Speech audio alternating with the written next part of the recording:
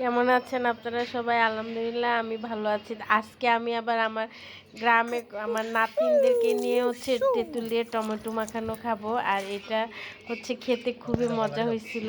ওরাই সব কিছু করছে, আমি শুধু একটু ভিডিওটা করছি। আর আমার নাতিনগুলো অনেক ভালো। আমি গেলে ওরা এরকম বিভিন্ন ধরনের জিনিস বানায়, ওরাও খায়, আমাকেও খাওয়ায়। ওরা গাছ থেকে পাকা তেঁতুল পেড়ে নিয়ে আসছে, আর টমেটো গাছ থেকেও কিন্তু টমেটো পেড়ে নিয়ে আসছে। আর এটার সাথে আমরা একটু কাঁচা কলা দিব, আর কিছু দিব না। আর টমেটোগুলো আর কলাগুলো ওরা ধুয়ে এনে এখন সুন্দর করে কুচি করে নিতেছে। আর গাছ থেকে যে তেঁতুল পেড়ে নিয়ে আসছে সেই তেঁতুলগুলো খোসা ছাড়িয়ে নিছে। তারপরে তেঁতুলগুলো ওরা আলাদা মাখবে, আর টমেটোগুলো ওরা আলাদা মাখবে। মাখার পরে একসাথে সব কিছু মিক্সড করবে। ওরা ছেলে হলো কিন্তু অনেক কাজ পারে, যেমন এইসব মাখামুখিগুলো ওরা অনেক ভালো পারে। আর ওদের এই মাখাগুলো বেশি মজা হয়। টমেটো কুচি করার পরে টমেটো থেকে কিন্তু অনেক পানি বের হয়। তারপরে এখান থেকে পানি নিয়ে তেঁতুলগুলো কুলায় নিছে। আর এই তেঁতুলের মধ্যে লবণ আর শুকনো মরিচ দিয়ে এই তেঁতুলটা মাখছে। এই তেঁতুলটা এইভাবে খাইতেও কিন্তু অনেক মজা ছিল। আমরা প্রায় এইভাবে অনেকগুলো তেঁতুল খেয়ে ফেলছিলাম।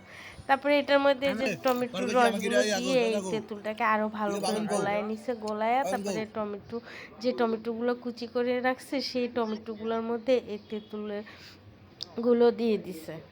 তারপরে সব কিছু একসাথে মিক্সড করে ওরা ভালো করে এটাকে একদম ভালো করে কষলায় নিছে। যে এই ভালো করে কষলাইলেই কিন্তু এই মাখানোটা বেশি মজা লাগে।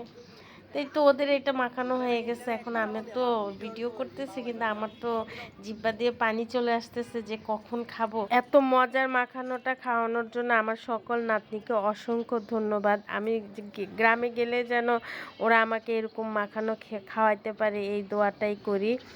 তো আমার তো একদমই মুখে একদম রস চলে আসছে, আর তো কথা বলতে পারতেছি না। আর একটু দেরি হলে তো ওরা সব খেয়ে ফেলবে, আমার জন্য তো আর রাখবে না। আচ্ছা, আমি এখন ভিডিওটা বন্ধ করে খাওয়া শুরু করি। আপনারা সবাই ভালো থাকবেন। আল্লাহ হাফেজ। আসসালামু আলাইকুম।